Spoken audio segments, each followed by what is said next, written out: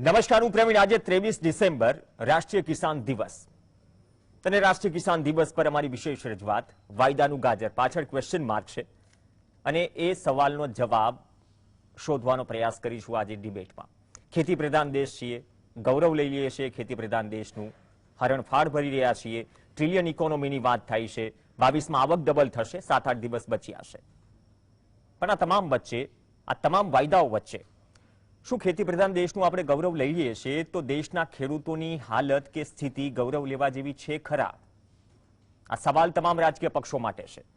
અને જે વાયદો થયો હતો, વાયદો ઇન ધ સેન્સ કે જે કોઈ પણ સરકાર રોટેશનમાં કામ કરતી હોય કે ખેડૂતોની સ્થિતિ સુધરશે, આમ તો અવિરત પ્રશ્નો હોય છે ખેડૂતોના। 2022માં આવક ડબલ થશે, કૃષિ કાયદાઓ પણ આવ્યા, વિરોધ થયો, 1 વર્ષ બાદ એ કૃષિ કાયદા પાછળ ખેંચાયા, પરંતુ ખેડૂતની સ્થિતિ જેસે છે। દિવસે દિવસે ખેતી મોંઘી બની રહી છે। સામે સૌથી મોટો સવાલ એ છે કે આટલી મહેનત મજૂરી કર્યા બાદ પણ યોગ્ય ભાવ મળી રહ્યા નથી। એમએસપી જે કેલ્ક્યુલેશન થાય છે, એમએસપી ના હિસાબથી C2+50 ના હિસાબથી ઘણા લાંબા સમયથી માંગ છે, એ પણ નથી મળી રહ્યું। ન તો યુપીએ સરકારે આપ્યું, ન તો એનડીએ સરકારે, ભાજપની સરકારે આપ્યું। તો આ તમામ પરિસ્થિતિઓ વચ્ચે કેલ્ક્યુલેશન તમામ લોકો પોતાની રીતે કરે છે, પણ કમનસીબી એ છે CACP commission on agriculture for cost and prices, જેમાં ફૂલ ટાઈમ ચેરમેન નથી, 2 ખેડૂતોના સભ્યો નથી, જે આખા દેશના 23 પાકોની એમએસપી નક્કી કરે છે। આ પણ એક કડવી વાસ્તવિકતા છે। હવે તબક્કાવાર ચર્ચા શરૂ કરતા પહેલા એક પછી એક ગંભીર મુદ્દાને સમજીએ। સૌથી પહેલા તમને સવાલ થાય કે ખેડૂતોની આવક અત્યારની દ્રષ્ટિએ કેટલી?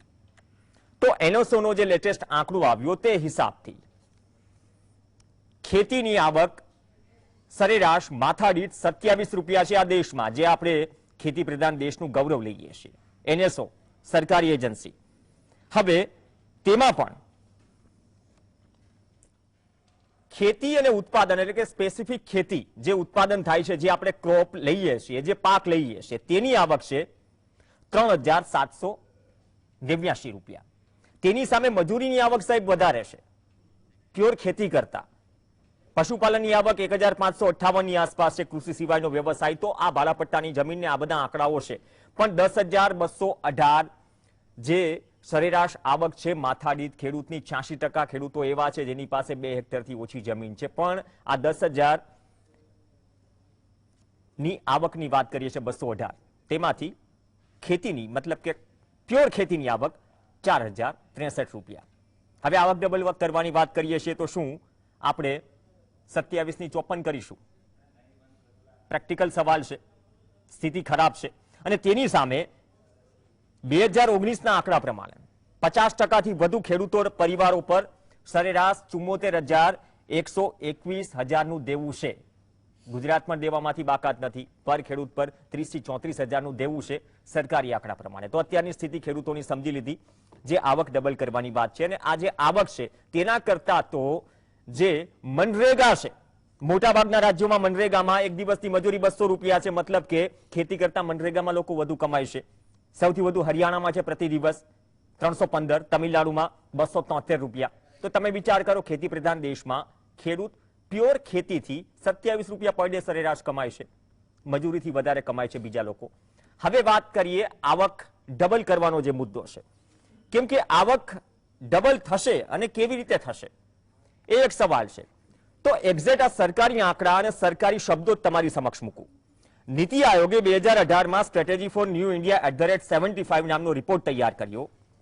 તેમાં કહ્યું કે 3.31% વાર્ષિક વૃદ્ધિથી ખેડૂતોની આવક ડબલ થતા, એટલે કે 1993 થી 94 થી લઈને 2015 થી 16, 22 વર્ષ લાગ્યા સાહેબ, 22 વર્ષ 3.31%ના વૃદ્ધિ દરે। હવે આપણે 2015-16 ને બેઝ માની લઈએ અને 2022-23 ની જો આવક ડબલ કરવાની વાત કરતા હોઈએ તો વાસ્તવિક આંકડો જે છે આવકનો ડબલ કરવા માટે તેમાં વાર્ષિક 10.4% વાર્ષિક વૃદ્ધિ દર જરૂરી છે। આ હું નહીં, પરંતુ નીતિ આયોગનો રિપોર્ટ કહી રહ્યો છે। પણ આપણે 10.4% નહીં, 5 સુધી પણ નથી પહોંચ્યા। તમામ કોર સેક્ટર માઇનસમાં હતા, માત્ર કૃષિ કોવિડમાં પ્લસમાં હતું, તેના કારણે દેશ ટકી રહ્યો, એ વાત પણ કોઈ નકારી ન શકે। હવે તે બાદ એક મહત્વની વાત આવી કે આ રિપોર્ટ તો નીતિ આયોગને છે 2018નો, હવે 2018માં જ એક રાજ્યપાલ તમામ રાજ્યપાલોને કહેવાયું હતું, પીએમ મોદીએ કહ્યું હતું કે તેના પર હાઈ પાવર કમિટી બને અને કમિટી રામ નાયકે તેની અધ્યક્ષતા કરી હતી. જૂન 2018માં કહેવાયું, ઓક્ટોબર 2018માં રિપોર્ટ રાષ્ટ્રપતિને સોંપાઈ પણ ગયો, સજેશન જે માંગે કે આવક ડબલ કઈ રીતે કરી શકાય. અને આ હાઈ પાવર કમિટીની ભલામણો હજુ સુધી લાગુ નથી થઈ. સાહેબ, સત્તા પક્ષના પ્રવક્તા પાસે જવાબ પણ લઈશું, ચર્ચા બહુ ઓછી થાય છે. અને આ રિપોર્ટમાં 21 ભલામણ હતી. રિપોર્ટ ઠંડા બોક્સમાં છે શું?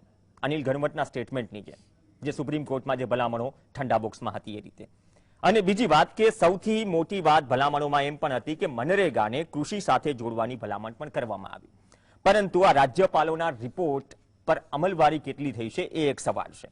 હવે આવીએ કૃષિ વિકાસ દર ઉપર. રિપોર્ટ અમલવારી થાય કે ન થાય, પણ આંકડાઓ તમારી સામે છે. આંકડાઓ કહે છે 2016-17માં જે કૃષિ વિકાસ દર 6.8% હતો, 2017-18માં 6.6%, 2018-19માં 2.6% પર આવી ગયો, 2019-20માં 4.3% અને 3.4% પર 2020-21માં. આ કૃષિ વિકાસ દર છે કૃષિ પ્રધાન દેશનો. હવે આ તમામ આંકડાઓ જોયા બાદ આપણે દેવુંની પણ વાત કરી કે દેવું વધી રહ્યું છે. આવક ડબલ કરવાની વાત તો છોડો, સ્થિતિ વધારે ખરાબ છે. હવે આ આંકડાઓ છે જેટલા સરસ છે એટલી સારી યોજનાઓ સરકારની પણ છે. એવું નથી કે સરકાર કંઈ નથી કરી રહી, પરંતુ જે યોજનાઓ છે એક પછી એક તમને મળી જશે. કિસાન સન્માન નિધિ યોજના વાર્ષિક 6,000 રૂપિયા, તમને વીમા કવચ પ્રધાનમંત્રી ફસલ બીમા યોજના પણ મળી જશે, જેમાં 90,000 કરોડથી વધારેના ક્લેમ ચૂકવાયા. પણ માત્ર ગુજરાતમાંથી ખરાબ વર્ષોમાં પણ આ વીમા કંપનીઓ 2016 ખરીફથી 2019 ખરીફ સુધી અંદાજે 7,000 કરોડનું પ્રોફિટ કરીને ગઈ. સૌથી વધુ પ્રોફિટ ગુજરાતમાંથી નીકળ્યું, એ વાત પણ કોઈ નકારી નહીં શકે. હાલ બિહાર આ યોજનાથી બાકાત છે, ગુજરાત આ યોજનાથી બાકાત છે, પંજાબ આ યોજનાથી બાકાત છે, નથી એક્સેપ્ટ કરી યોજના. પશ્ચિમ બંગાળ પણ આ યોજનાથી બાકાત છે. તો જે કવચ પૂરું પાડવાની વાત કરી રહ્યા છે, જો એ જ કવચ વીમા કંપનીઓને પ્રોફિટ કરાવે અને ખેડૂતોની સ્થિતિ ખરાબ હોય તો એ ગંભીર સવાલ છે, આ યોગ્ય મુદ્દો છે. હવે આ તમામ પરિસ્થિતિઓમાં ઘણી બધી બાકીની યોજનાઓ પણ છે. 1 લાખ કરોડની જે રીતે વાત કરવામાં આવી કે અલગ અલગ વેરહાઉસીસ ઉભા કરાવશે, ઇન્ફ્રાસ્ટ્રક્ચર ઉભું કરાશે, ઇનામથી તમામ એપીએમસીને જોડાશે. પરંતુ 2016માં ઇનામ યોજના શરૂ થઈ તો 4 વર્ષના અંતે આપણે આ જ મંચ ઉપર વિશ્લેષણ કર્યું હતું કે 4 વર્ષે 1,000 એપીએમસી પણ ઇનામથી જોડાઈ ન હતી. 1.25 કરોડ ખેડૂતો પણ ઇનામથી જોડાયા ન હતા. ટીલ ડે 23 ડિસેમ્બર કેટલા ખેડૂતો દેશના 11 કરોડ 12 કરોડ જે પ્રધાનમંત્રી ફસલ બીમાની વેબસાઇટ પર જે નોંધાયેલા છે તેમાંથી કેટલા જોડાયા એ પણ એક સવાલ છે, કેમ કે નાના ખેડૂતો છે મોટા ભાગે. હવે આટલી તમામ પરિસ્થિતિઓ યોજના છે, આટલી સ્થિતિ ખરાબ છે અને એનસીઆરબીના આંકડાઓ જે આવ્યા કે દેશમાં જેટલી 2020માં આત્મહત્યાઓ થઈ તેમાંથી 60% આત્મહત્યાઓ ખેતી સાથે સંકળાયેલા લોકોની, ખેત મજૂરોની આત્મહત્યા વધી. આમ પણ ખેડૂતો જે ટૂંકી જમીનવાળા છે ખેત મજૂરો થઈ ગયા. એ આંકડો પહોંચ્યો 10,000 ને પાર, 10,667. 2019માં 10,281 પર હતો. એનસીઆરબીના આંકડા છે. આ તમામ આંકડાઓ સરકારી છે. અને આ તમામ પરિસ્થિતિઓ વચ્ચે આપણે સવાલ થાય કે દેશમાં દર વર્ષે આપણે જે ઇન્ફ્રાસ્ટ્રક્ચર ખોલવાની વાત કરીએ છીએ 7 કરોડ ટન અનાજ સડી જાય છે, બગડી જાય છે, પલળી જાય છે. ચીન બાદ આ કિસ્સામાં ચીનમાં 9 કરોડ ટન છે, આપણે 7 કરોડ ટન છે. તો વેરહાઉસીસ ને બધું છે તો પછી અનાજ કેમ બગડી રહ્યું છે એ પણ એક સવાલ છે. તો આ તમામ પરિસ્થિતિઓમાંથી ગૌરવ લઈ શકાય એવું કઈ રીતે શું કરી શકાય? રાષ્ટ્રીય ખેડૂત દિવસ છે, ગંભીર ચર્ચા છે, આંકડાઓ તમારી સામે છે, વધુ ઊંડું ઉતરવાની જરૂર નથી. કેમ કે વાયદાઓ થાય, વાયદાઓ થોડા રાજકીય પણ હોય, દરેક રાજકીય પક્ષ વાજાપેટી વગાડાય, પરંતુ આ વાજાપેટી સામે આંકડાઓ સરકારી શું કહે છે એ તમારી સામે છે. તો આ જ મુદ્દે આપણી સાથે ગંભીર ચર્ચામાં સ્ટુડિયોમાંથી ભરતસિંહ ઝાલા જોડાશે ખેડૂત આગેવાન તરીકે, આત્મન શાહ જોડાશે અર્થશાસ્ત્રી તરીકે, વધુ 3 મહેમાનો છે. મધુભાઈ ધોરાજીયા કૃષિ અધિકારી રહી ચૂક્યા છે, કૃષિ નિષ્ણાંત છે. હિતેશ પટેલ ભાજપમાંથી જોડાશે, કિસાન કોંગ્રેસના ચેરમેન પાલ આંબલિયા પણ જોડાશે. તમામનું સ્વાગત છે. શરૂઆત આત્મનભાઈ આપથી કરીએ. શોર્ટ એન્ડ સ્વીટ તમામ આંકડાઓ તો આવી ગયા.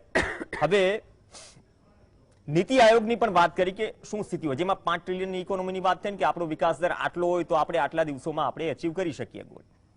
આટલી સરસ યોજનાઓ પણ ચાલી રહી છે, મેં તમામ ગણાવી, છતાં પણ આત્મહત્યાઓ વધી રહી છે, દેવું વધી રહ્યું છે. અને જે ભલામણો છે સાહેબ, ભલામણો કયા ઠંડા બોક્સમાં પડી છે એ નથી સમજાઈ રહ્યું. તો જે વાયદો થયો હતો કે 2015-16ના બેઝને લઈને 2022માં આવક ડબલ કરીશું, આની પાછળનું લોજિક શું છે? ખરેખર પોસિબલ છે? અથવા તો આપણે રોડમેપ તો તૈયાર કર્યો, પરંતુ અમલવારી કેટલી થાય છે તેના પર બહુ ગંભીરતાથી વિચારાતું નથી. સૌથી પહેલા તો આપણે એ સમજી લેવાની જરૂર છે કે ખેડૂતોની આવક બમણી કરવું એનો અર્થ શું છે. ખેડૂતોનું ઉત્પાદન, ખેડૂતો જે ઉત્પાદન કરે છે એને બમણું કરવાનું છે. ખેડૂતો ઉત્પાદન કરીને જે વેચાણ કરે છે એમનાથી એમને જે આવક થાય છે એ બમણી કરવાની છે. ઘણીવાર એવું બને કે ઉત્પાદન બમણું ન થયું હોય પરંતુ ખેત પેદાશોના ભાવો વધ્યા હોય તો પણ આવક વધે, અથવા તો એવું બને કે ભાવો ન વધ્યા હોય અને ઉત્પાદન વધ્યું હોય છતાં પણ આવક ન વધે. એટલે ઉત્પાદન વધારવું એ જુદી વસ્તુ છે, ખેડૂતોની આવક વધારવી એ જુદી વસ્તુ છે. બીજો પ્રશ્ન એ છે કે ફાર્મર્સ ઇન્કમ એવો શબ્દ વપરાયો છે. ઘણા ખેડૂતો એવા છે કે જે ખેતી સિવાયના સ્ત્રોતમાંથી પણ આવક મેળવે છે. એટલે સૌથી પહેલો પ્રશ્ન અહીંયા આપણે એ સમજી લેવાની જરૂર છે કે આપણે જ્યારે ખેડૂતોની આવકની વાત કરીએ છીએ ત્યારે 2015-16ના વર્ષને જો આધાર વર્ષ તરીકે લઈએ, કારણ કે ત્યારથી આવક બમણી કરવાની વાત છે, તો 2015-16ના ભાવો સ્થિર રહે અને એના પછી જે ઉત્પાદન થાય અને 2022-23માં જે આવક મળે એ 2015-16 કરતા બમણી હોય. 2015-16માં જે એન્યુઅલ ઇન્કમ છે, હું હાઉસહોલ્ડની વાત કરું છું, એ 96,700 ની આસપાસ છે. એટલે આપણે જો એને બેઝ યર લઈએ, 2015-16ના ભાવ લઈએ, તો 2022-23માં ખેડૂતોના જે હાઉસહોલ્ડ છે એની ઇન્કમ 1,72,694 રૂપિયા થવી જોઈએ સરેરાશ. અને જો તમે નોમિનલ ઇન્કમની વાત કરો એટલે કે ઇન્ફ્લેશન એમાં ઉમેરો તો લગભગ 2.5 લાખની આસપાસ થવી જોઈએ. હવે આ અચીવ કરવા માટે જેમ તમે હમણાં જ કહ્યું કે 10.4% વૃદ્ધિ દર જરૂરી છે. નીતિ આયોગે કહ્યું અને સાહેબ એ ઉપર હજુ અમલવારી નથી થઈ. એટલે સરકાર એની પર જ આવું છું. જેને વડાપ્રધાન લીડ કરે છે નીતિ આયોગ ને, એનો રિપોર્ટ કહે છે કે 10.4%ની આસપાસ. સાહેબ આપણે 5% સુધી નથી પહોંચ્યા, 3.5% છે. તમે જો છેલ્લા 7 વર્ષનો કૃષિ ક્ષેત્રનો વૃદ્ધિ દર જુઓ તો એ લગભગ 3.5%ની આસપાસ છે. અને જો આ વૃદ્ધિ દર ચાલુ રહે તો 2015-16ની સરખામણીએ 2022-23માં ખેડૂતોની આવક 30%ની આસપાસ વધે. એનાથી વધારે વધવાની કોઈ શક્યતાઓ અત્યારે દેખાતી નથી.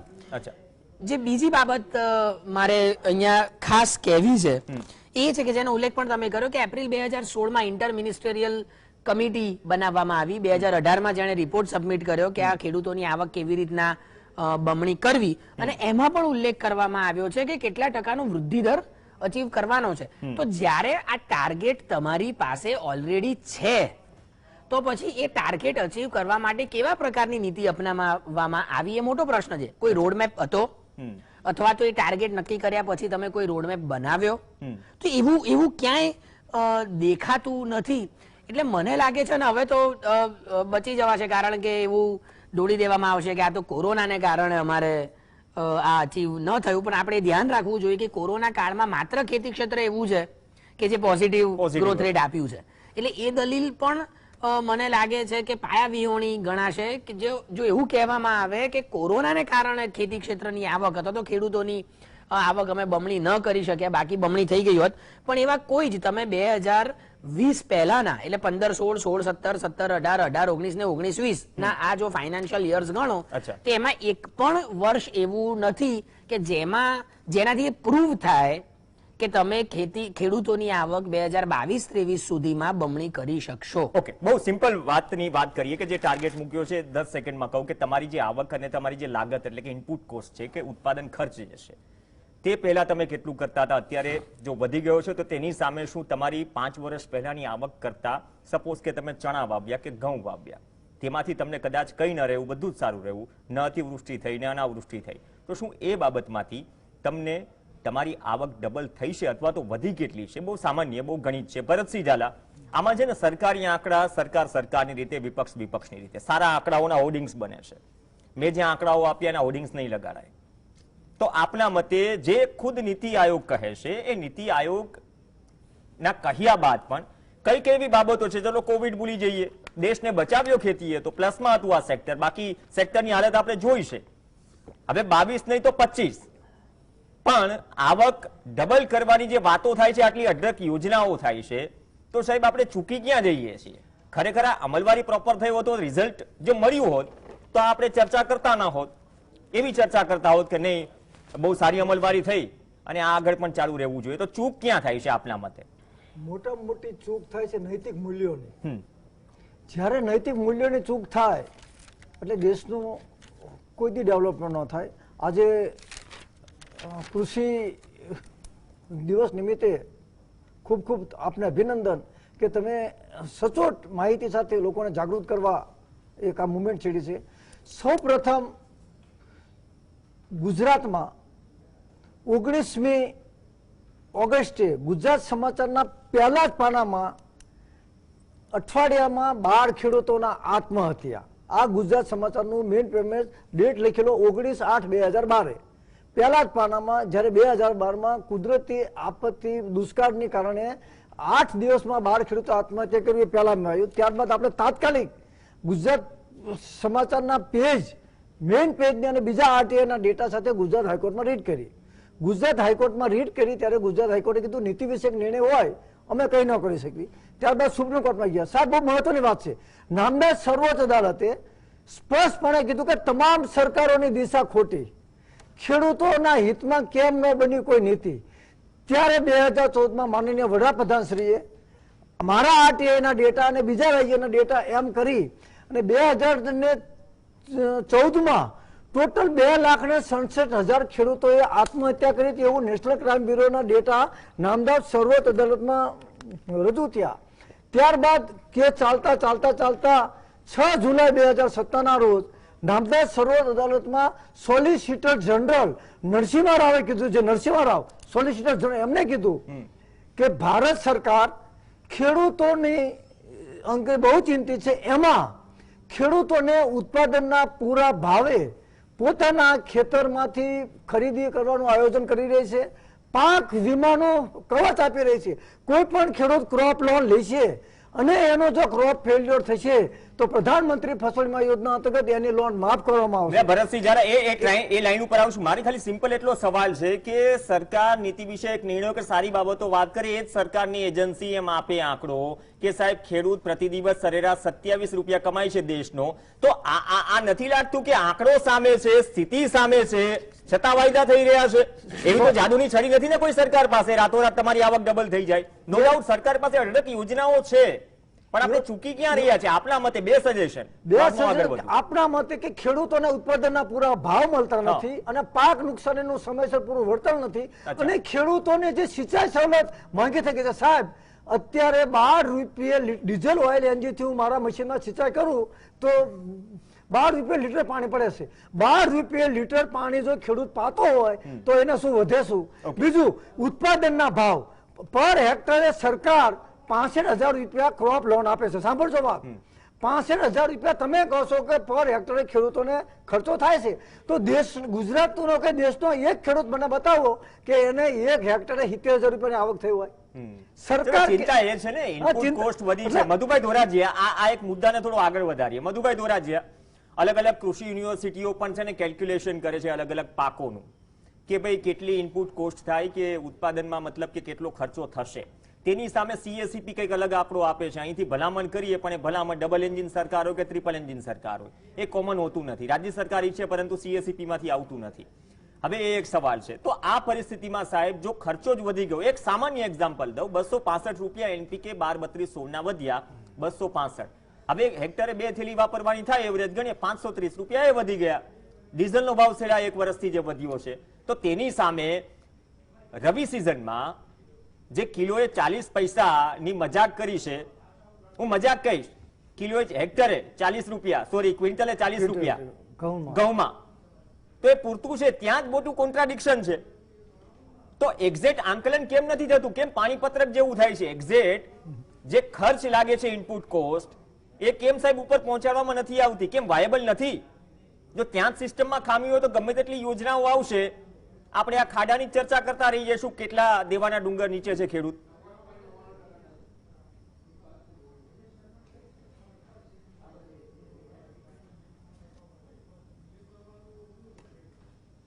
મધુભાઈ ધોરાજી, આપનો અવાજ નથી આવી રહ્યો, કદાચ મ્યુટ છે, આપણે કદાચ અનમ્યુટ કરો. મારો અવાજ સંભળાઈ રહ્યો છે?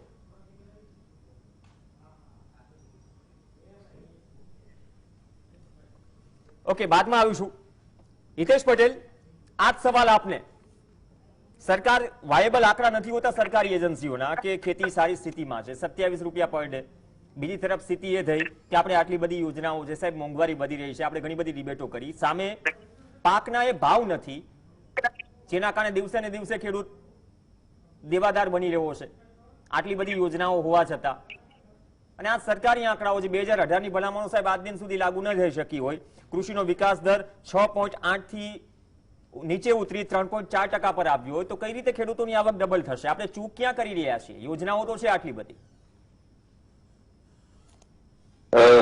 આજના આ દિવસે આ ડિબેટ રાખવી અને આ ડિબેટમાં મારે આવવું એટલા માટે હું આ જીએસટીવીને ખૂબ ખૂબ અભિનંદન પાઠવું છું કે કિસાન દિવસના દિવસે આ પ્રકારની ડિબેટ રાખવામાં આવી છે. વ્યક્તિગત ભારતીય જનતા પાર્ટીના સરકારે 2014 પછી આવ્યા પછી સૌથી પહેલા એક મોટા મંચ ઉપરથી પ્રધાનમંત્રી હિંમત કરીને કીધું હોય કે અમે ખેડૂતની આવક ડબલ કરવા માંગીએ છીએ અને એના માટે આટલા સ્ટેપ લીધા છે. આ પ્રકારની વાત ભારતના રાજકારણમાં કોઈ પહેલા પ્રધાનમંત્રીએ કરી હોય તો નરેન્દ્રભાઈ મોદીએ કરી છે ને એના પછી એમને એના માટે યોજના પણ બનાવી છે. એના માટે ખેતી ખર્ચમાં ઘટાડો થાય, કૃષિ ઉત્પાદનમાં યોગ્ય અને વ્યાજબી ભાવ મળે અને પ્રતિ હેક્ટર ઉત્પાદનમાં વધારો થાય અને રિસ્ક મેનેજમેન્ટ થાય.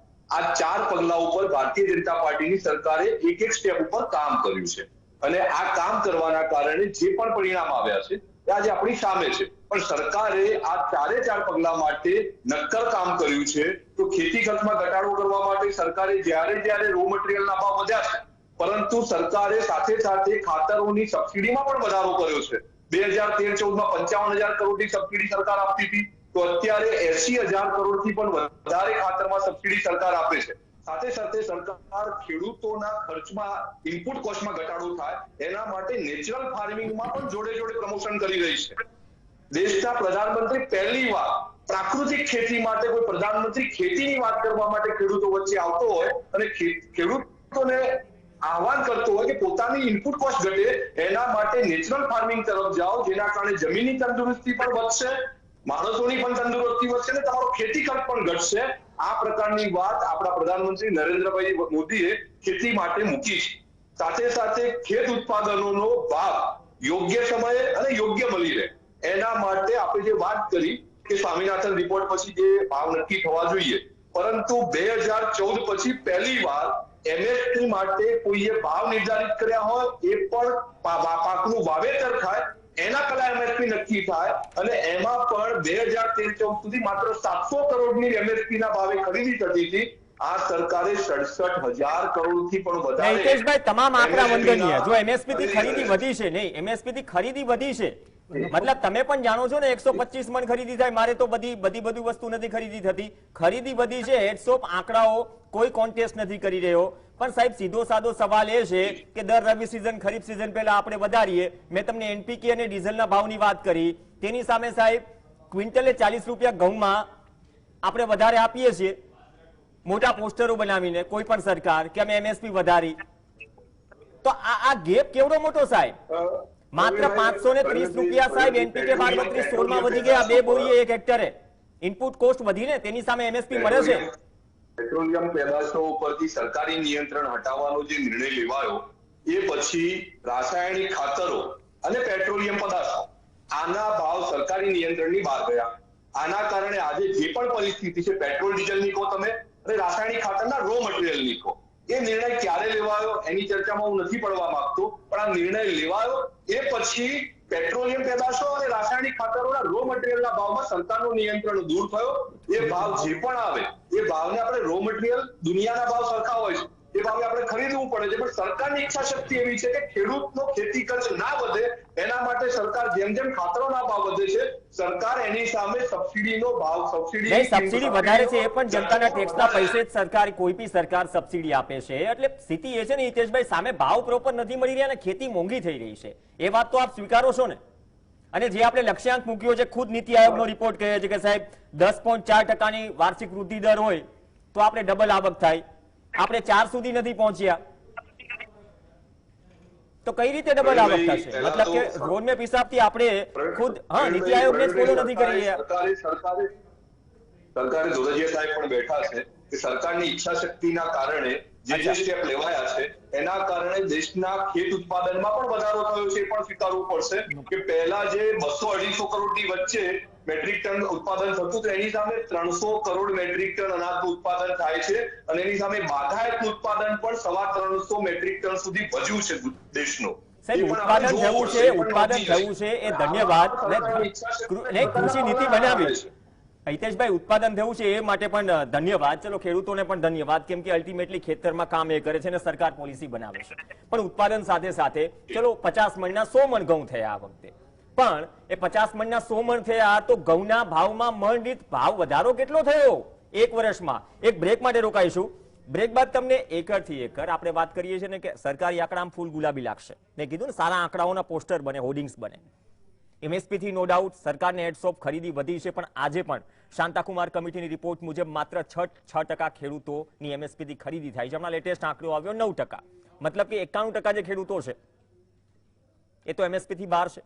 અને MSP પણ કઈ અપાય છે? A2+FL, C2+50, C2+50 જે સ્વામિનાથન પંચની ભલામણ હતી, ન તો UPA સરકારે આપ્યું. 2015માં મોદી સરકારે એફિડેવિટ કરી સુપ્રીમ કોર્ટમાં, દેશની તિજોરી પર અસર પડશે, અમે નહીં આપી શકીએ આ સ્થિતિ મુજબ. અને ઇનપુટ કોસ્ટના 150% વૃદ્ધિની વાત થઈ રહી છે. જરા આવીને પૂછો તો ખરા, 10 કે 12 વીઘામાં ઘઉં કે ચણા વાવ્યા છે, ખર્ચો કેટલો છે, સામે પાક ઉત્પાદન થઈને તૈયાર થાય, યાર્ડે પહોંચે, ભાવ કેટલા હોય છે. બ્રેક બાદ આપણે આજ કૃષિ વિકાસ દર ઉપર વાત કરીશું, કેમ કે વ્યાખ્યાઓ જે થઈ રહી છે, જે પોલિસી બની રહી છે, પણ પોલિસી સામે પોલિસી પેરાલિસિસ પણ દેખાઈ રહ્યો છે. અને આપણે નહીં, એ વાતની સાબિતી ખુદ સરકારી આંકડા આપી રહ્યા છે. બ્રેક બાદ ચર્ચા. વાયદાનું ગાજર, ખેડૂતોની આવક ડબલ કરવાની વાત, પરંતુ સરકારી આંકડાઓ કહે છે, ચાહે NCRB ના આત્મહત્યાના રિપોર્ટ હોય કે NSO નો આંકડો, કે પ્રતિ વ્યક્તિ પ્રતિ દિવસ આંકડો કેટલો, આવક કેટલી ખેડૂતોની માત્ર ખેતીથી, તો એ આંકડા જોશો તો ખેતી પ્રધાન દેશ પર ગૌરવ થશે, પણ ખેડૂતોની સ્થિતિ ગૌરવ કરવા લાયક નથી. આ વાત કડવી છે, એનો ઘૂંટડો ગળે ઉતારવો પડશે. ચર્ચા આગળ વધારીએ.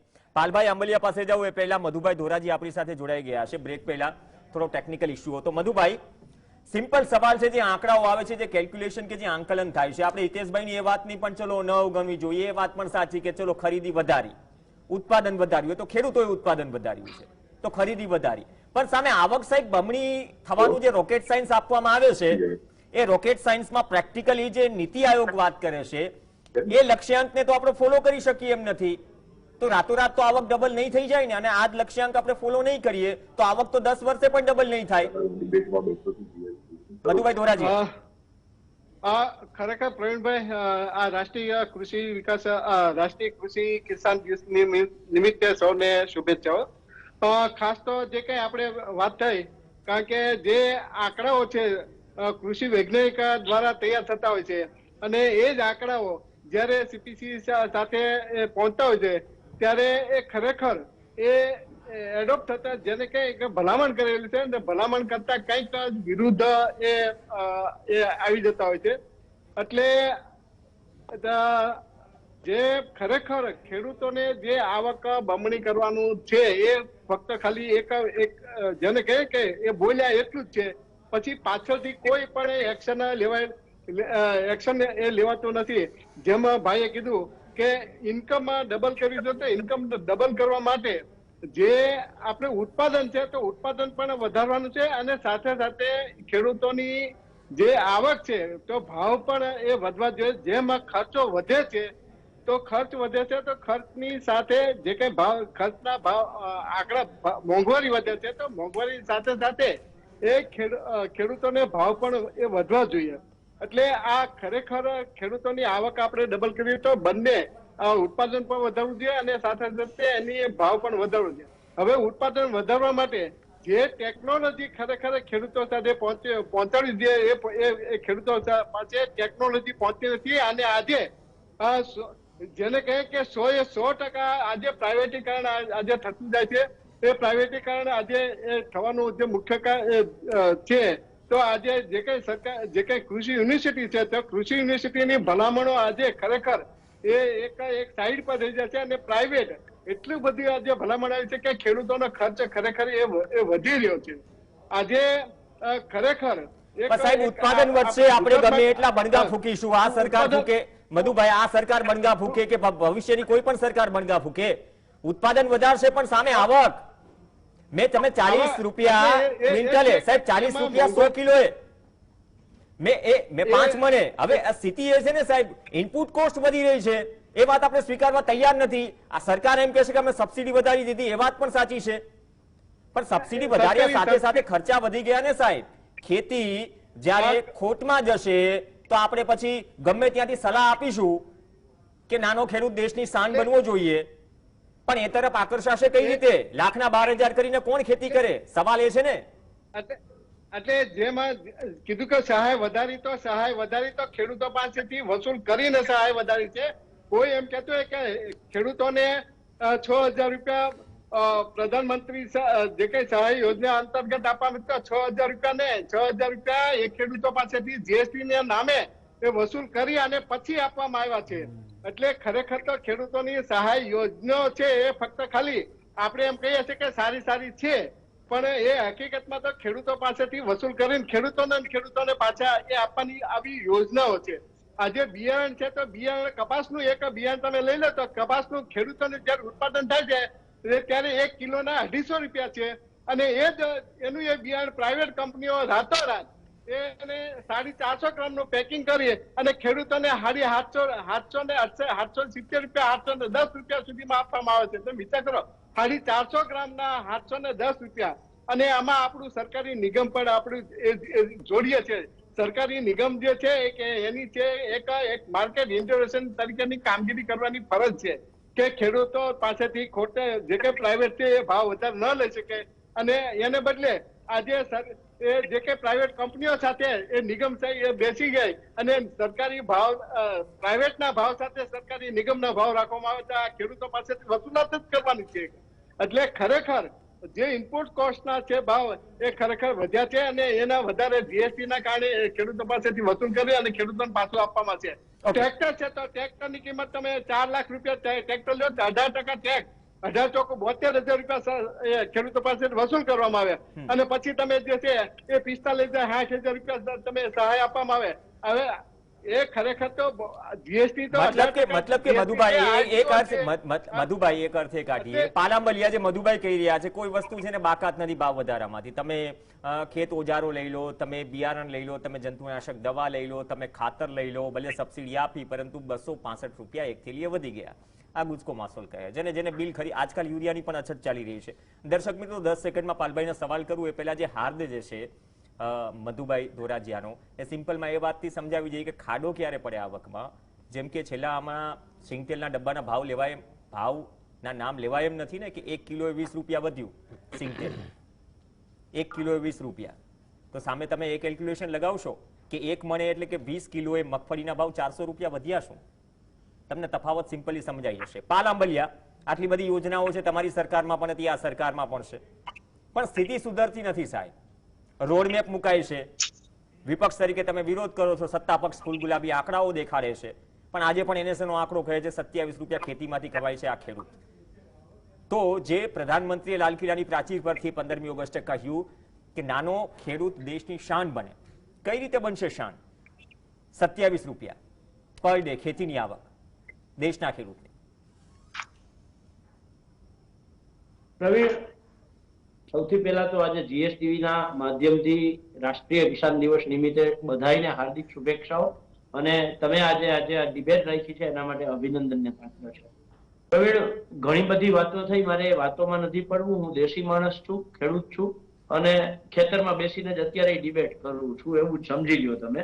દેશી માણસ છું એટલે મને ખેડૂત તરીકે રોટલાથી મતલબ છે પ્રવીણ, ટપાકાથી મતલબ નથી. રોટલા કેટલી યોજનાઓ સરકારે કરી, સરકારે શું આપ્યું, મને એટલી ખબર છે કે દેશના વડાપ્રધાને અને હિતેશભાઈએ જે રીતે વખાણ કર્યા કે પહેલી વખત હિંમત કરી કહેવાની કે અમે આવક ડબલ કરશું. ભાઈ આવી હિંમત તો આ ભાઈએ 15 લાખ દેવાની કરી. હિંમત કહેવામાં આ ભાઈની હિંમતને કોઈ દાદ હું વખાણ કરું કે આ ભાઈ એને કે જો નોટબંધીમાં ફાયદો ન થાય તો ફાંસીએ લટકી જઈશ. આને કોઈ ના પહોંચે, નરેન્દ્રભાઈ ને હિતેશભાઈ કોઈ ના પહોંચે. હિતેશભાઈ આવી બોલવામાં એ માસ્ટર છે, પણ મારો પ્રશ્ન એ છે કે એક રોટલાથી જયારે ખેડૂતને મતલબ છે, ટપાકાથી મતલબ નથી, તો 2014માં 6.8% કૃષિ વૃદ્ધિ દર હતો એ શું આજે 13.6% થયો છે ખરો? માની લો કે 27 રૂપિયા પર ડે ની ખેડૂતની આવક હતી તો આજે 54 રૂપિયા થઈ છે ખરી? 2014માં હાવ દેશી ભાષામાં કહું તો 1 હેક્ટરે ખેડૂતના ઉત્પાદન ખર્ચ એટલે કે જેટલું ઇનપુટ છે આ ઇનપુટ બાદ કરતા એટલે કે ઉત્પાદન ખર્ચ બાદ કરતા ખેડૂતની આવક જે આવક 10,000 હતી એ આજે 20,000 થઈ છે ખરી? 2020 નો 20 મે હું યાદ કરાવવા માંગુ છું. 2020મી મે રાજકોટમાં કપાસના 1400 રૂપિયા થઈ ગયા હતા અને એ દેશના વડાપ્રધાનને ધ્યાન દોરાવવા માટે અમે રાજકોટ કલેક્ટરને કપાસ આપવા ગયા હતા ને ભાઈ પાછળ ચાંભા પાડી દીધા હતા, મારી ધોઈ નાખ્યા હતા. તમે આવી વાત ન કરી શકો કે 700 રૂપિયા ખેડૂતના ભાવ થઈ ગયા છે. એટલે આપણે 2014માં વાત કરી હતી કે ડબલ આવક કરશું તો કપાસના 1400 ના 700 થયા છે.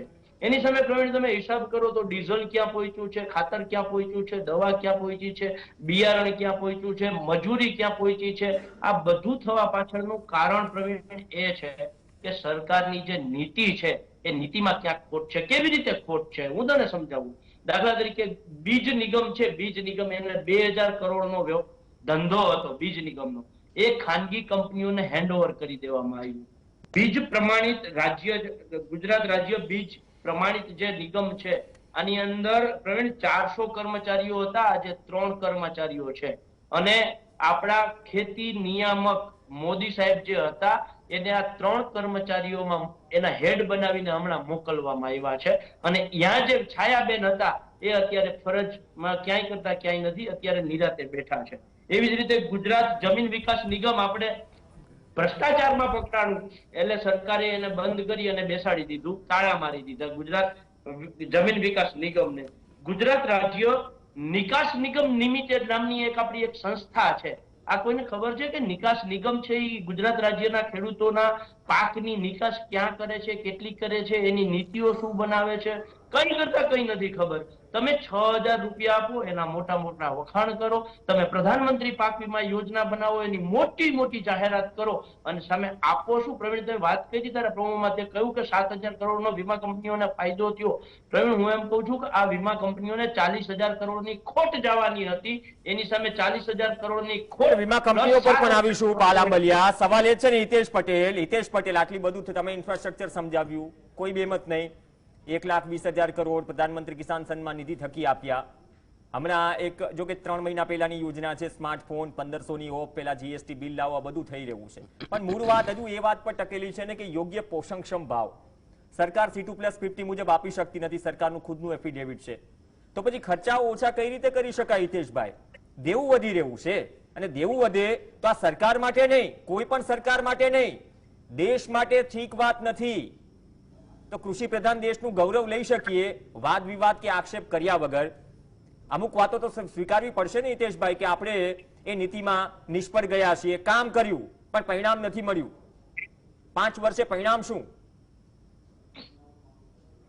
પ્રવીણભાઈ, ભારતીય જનતા પાર્ટીની સરકાર સ્પષ્ટ નીતિ સાથે 4 પગલા મેં જે સમજાવ્યા એ 4 પગલાને ધ્યાનમાં રાખીને ખેતી ખર્ચમાં ઘટાડો થાય, કૃષિ ઉત્પાદનમાં પ્રતિ હેક્ટરે વધારો થાય, કૃષિ ઉત્પાદનનો યોગ્ય અને વ્યાજબી ભાવ મળે અને રિસ્ક મેનેજમેન્ટ થાય. આ 4 પગલા ઉપર કામ કરી રહ્યું છે. એનાથી ફાયદો શું થયો?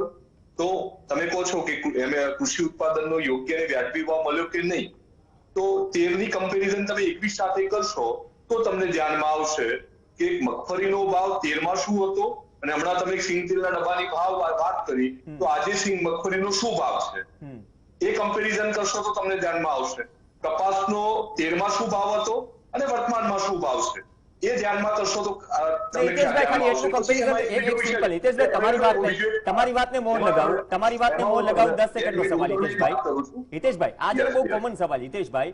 આપણે ખબર છે ભલામણ સમિતિ હોય છે, ભલામણ કરે કે ચલો મારે હેક્ટરે ભાઈ આટલું કોસ્ટ થાય છે મગફળીમાં, બાદમાં રાજ્ય સરકાર ઇનપુટ નાખે અને બાદમાં ઉપર આપણે ડબલ એન્જિન સરકારની વાત કરીએ છીએ. પહેલા તકલીફ હતી, તમે એમ કહેતા હતા કે યુપીએ કેન્દ્રની સરકારનો ગુજરાત સરકારને હળહળતો અન્યાય. હવે જે ભલામણ મોકલીએ છીએ એ પ્રમાણે ભાવ તો મળતા નથી ક્વિન્ટલે. સાહેબ છેલ્લી તમે 4 સિઝનના ભાવ કાઢી લો, મારી પાસે પત્રક નથી, નહીં તો એક્ઝેક્ટ આંકડાઓ મુજબ આપને ગણાવી દે કે ક્વિન્ટલે કેટલો ભાવ ગુજરાત સરકારે માંગ્યો હતો? મતલબ ગુજરાત સરકાર માને છે, CACP કેન્દ્ર સરકાર નહીં. ગુજરાત સરકારને તો ગુજરાતની ખબર હોય ને. 2200 રૂપિયા નક્કી કર્યા. તો આ સ્થિતિ છે. તો એક્ઝેક્ટ ચિત્ર જે જવું જોઈએ એ નથી જઈ રહ્યું, તો એક્ઝેક્ટ ભાવ કઈ રીતે મળશે? હિતેશભાઈ, આ વાત તો એગ્રી કરો છો ને? 100% હું તમને એ જ વાત ઉપર આગળ લઈ જાઉં છું. હું MSP ની વાત નથી કરતો, સાથે સાથે સરકારની પોલિસીની વાત કરું છું. સરકાર પહેલા ઇમ્પોર્ટ એક્સપોર્ટની અંદર જે ભૂલો કરતી હતી, પામ તેલથી લઈને ઘણી બધી વસ્તુઓની આયાત નિર્યાતમાં, એના કારણે ખેડૂતોને ખૂબ મોટું નુકસાન સહન કરવું પડતું. પણ જ્યારથી 2014 પછી નરેન્દ્રભાઈએ એક્સપોર્ટ ઇમ્પોર્ટ નીતિમાં પણ એગ્રીકલ્ચર એક્સપોર્ટ ઇમ્પોર્ટમાં પણ ધ્યાન આપ્યું, જેના કારણે મગફળીના ભાવમાં જે બેલેન્સ જળવાયું, રાયડાના ભાવમાં જે બેલેન્સ જળવાયું, કસ્ટર્ડમાં જે જળવાયું, એના કારણે ખેડૂતને આ પાક પકવતા ખેડૂતોને ખૂબ મોટો ફાયદો થયો છે. ગયા વર્ષે દાળ પણ ઇમ્પોર્ટ કરી હતી સારું ઉત્પાદન છતાં કેન્દ્ર સરકારે દાળ ક્યાંક ઇમ્પોર્ટ કરી હતી. એસેન્શિયલ કોમોડિટી એક્ટમાં સંશોધન થયું. હિતેશભાઈ, આ ધ્યાન દેવું જરૂરી છે. ગયા વર્ષે દાળ કઈ સરકાર ઇમ્પોર્ટ કરી હતી? એમાં સુધારો કરવા માંગુ છું. એસેન્શિયલ કોમોડિટી એક્ટ જે હોલ્ડ ઉપર હતા, ત્રણેય કૃષિ કાયદા, હા, તો દાળનું ઉત્પાદન હતું. પ્રવીણભાઈ, હા, દાળના ઉત્પાદનમાં ભારતનો ક્રમ કયો હતો દુનિયામાં? તો આપણે ચોથા ક્રમે દાળના ઉત્પાદનમાં હતા. આજે આપણે દાળના ઉત્પાદનમાં દુનિયામાં પહેલા ક્રમે છીએ. મગફળીના ઉત્પાદનમાં આપણે બીજા ક્રમે છીએ. કપાસના ઉત્પાદનમાં આપણે બીજા ક્રમે છીએ. આપણે ધ્યાનમાં લેવું પડશે ને. ના, તો આપણે સાહેબ હિતેશભાઈ એમાં છીએ, નો ડાઉટ. ઉત્પાદન વધ્યું, સરકારને ખેડૂતોને હેડસો, પણ સ્થિતિ ક્યારે બગડે કે આપણે ઉત્પાદન થાય, આપણે એટલું એક્સપોર્ટ કરી દઈએ કે પછી જે કોલ્ડ સ્ટોરેજ છે એમાંથી બટાકા કઢાવે યુપી સરકાર, જે બિયારણ માટે મોકલેલા છે, અને 1 વર્ષ નથી થયું. તો એ વાત સમજવી પડશે ને. કોલ્ડ સ્ટોરેજમાંથી બટાકા કઢાવ્યા છે, ભાવ વધ્યા બટાકાના, એટલે તો ઇમ્પોર્ટ એક્સપોર્ટ જે પોલિસી છે એમાં ચૂક થઈ ને. ઇન શોર્ટ, પ્રવીણ, મારી એક વાત સમજી આવું છું પાલભાઈ, મને જવાબ કમ્પ્લીટ કરી લેવા દો હિતેશભાઈને. હિતેશભાઈ, સરકારની જે ઇમ્પોર્ટ એક્સપોર્ટ પોલિસી હતી એમાં હું તમને એ સમજાવવા માંગુ છું કે દાળમાં પણ પહેલા આ પ્રકારે થતું હતું.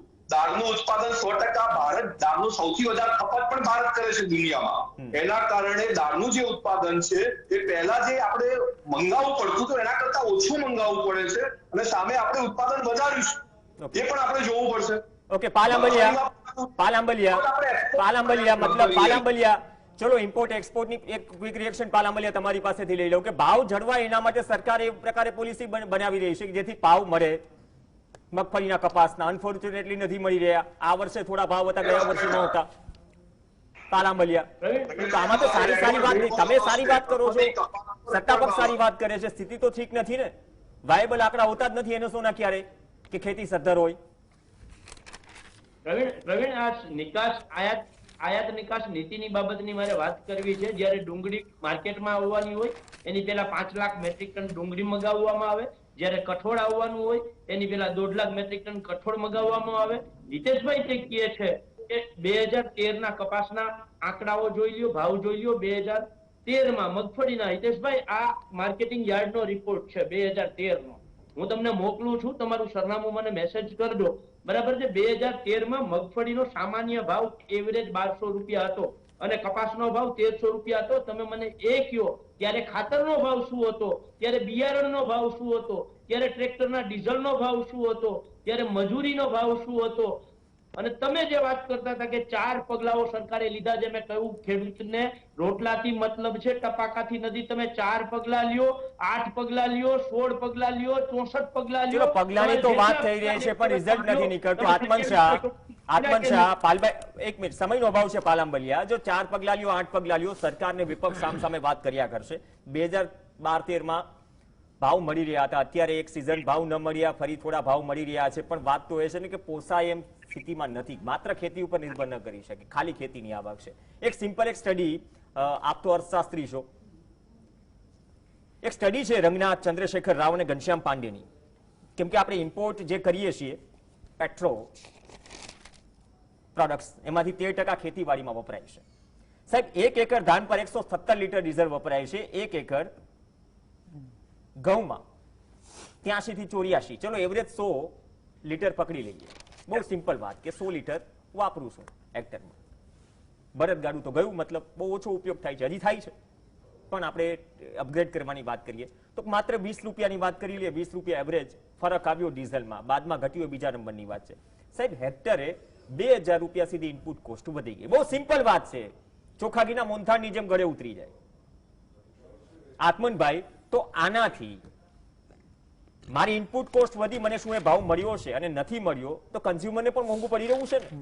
નથી ખેડૂતની સ્થિતિ સુધરી રહી, નથી રિટેલ માર્કેટમાં ઉપભોક્તાને સીધું નથી મળી રહ્યું, તો આ કઈ પ્રકારની ઇકોનોમી?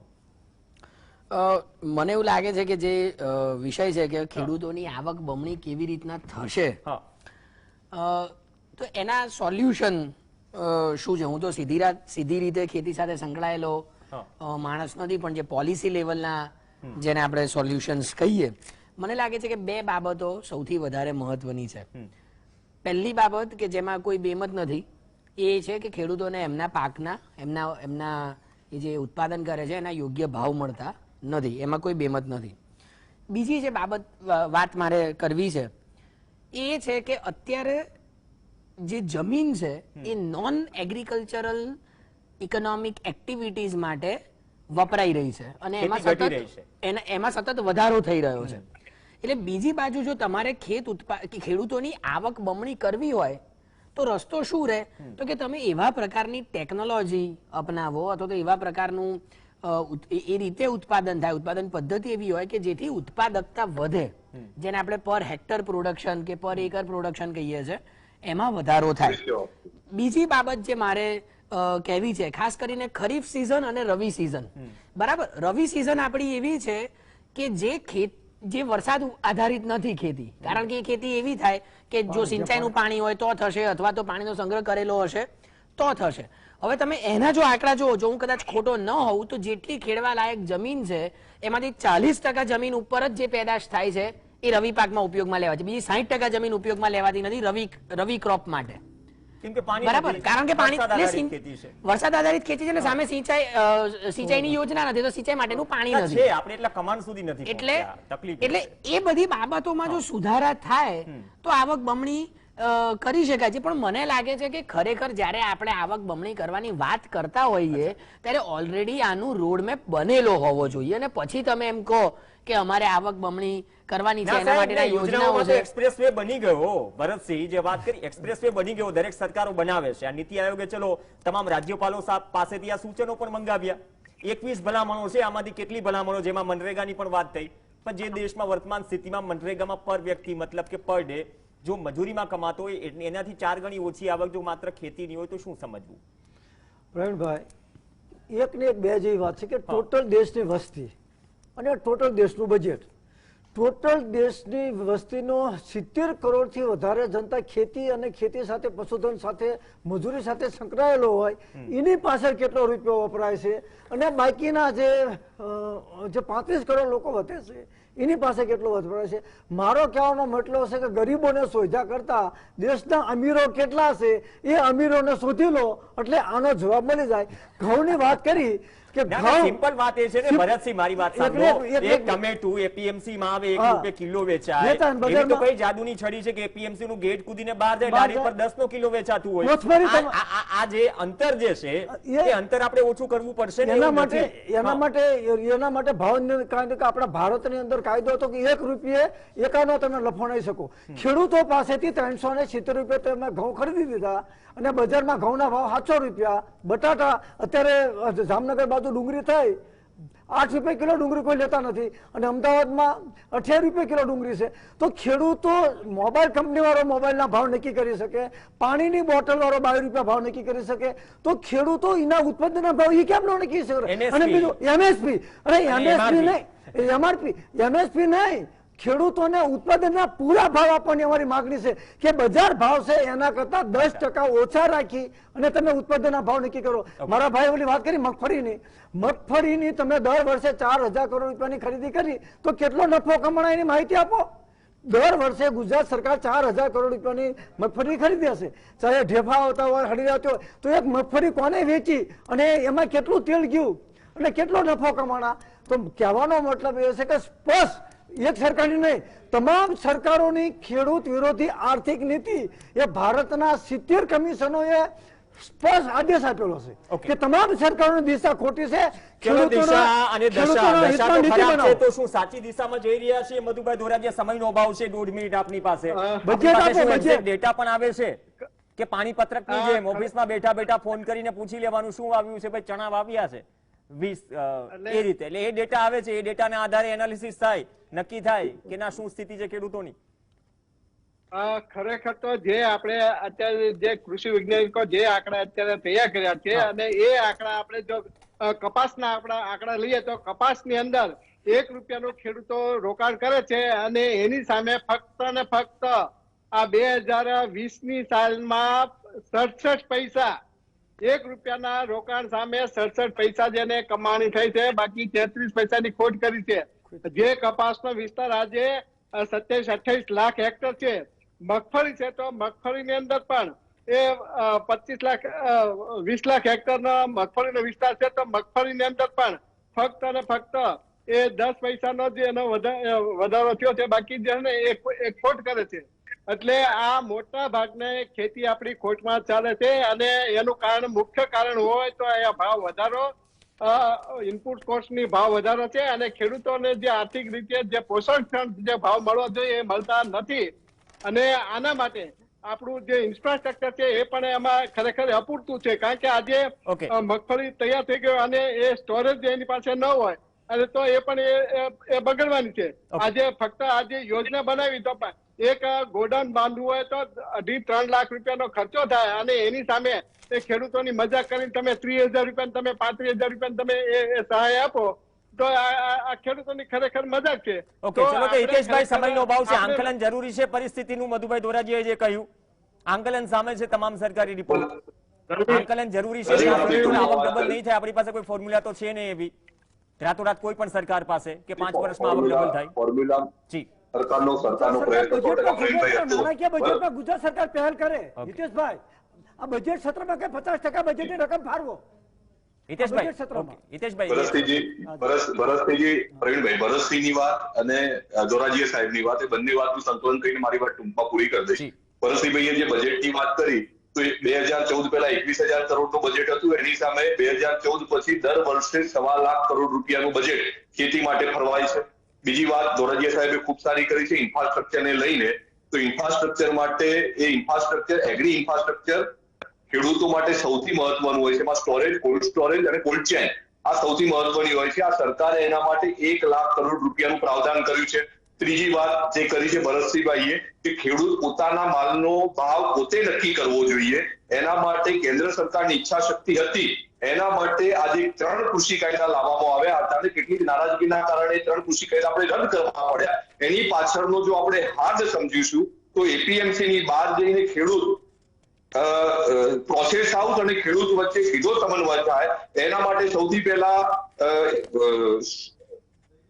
કંપનીઓ સાથેનો એક એક્ટ બને અને ખેડૂત કોન્ટ્રાક્ટ ફાર્મિંગ તરફ જાય, જેના કારણે ખેડૂત પોતાનો ભાવ પોતે નક્કી કરી શકે. એની વેલ્યુ એડિશન બંને વચ્ચેના વચોટિયા ઓકે, ચલો કોન્ટ્રાક્ટ ફાર્મિંગ અને એક રસ્તો આપી રહ્યા છે પાલંબલિયા. હું સમજી ગયો હિતેશભાઈ, મતલબ કે જે આદ હતો 3 કૃષિ કાયદાનો, જેના પર 500 કરોડથી વધારે કેન્દ્ર સરકારે ખર્ચ કર્યા ફાયદા સમજાવવાના, પરંતુ ફાયદા ન સમજાવી શકી સરકાર. જે દેશને જીએસટી સમજાઈ ગયું, જે દેશને નોટબંધીના ફાયદા સમજાઈ ગયા, એ વાત અલગ છે કે 5 વર્ષની ઉજવણી ન થઈ. પણ પાલાંબલિયા, કોન્ટ્રાક્ટ ફાર્મિંગ અને ઓપન માર્કેટની વાત થઈ રહી છે. આપની પાસે 1 મિનિટ છે, આ સિવાય શું બીજો કોઈ રસ્તો ન નીકળી શકે?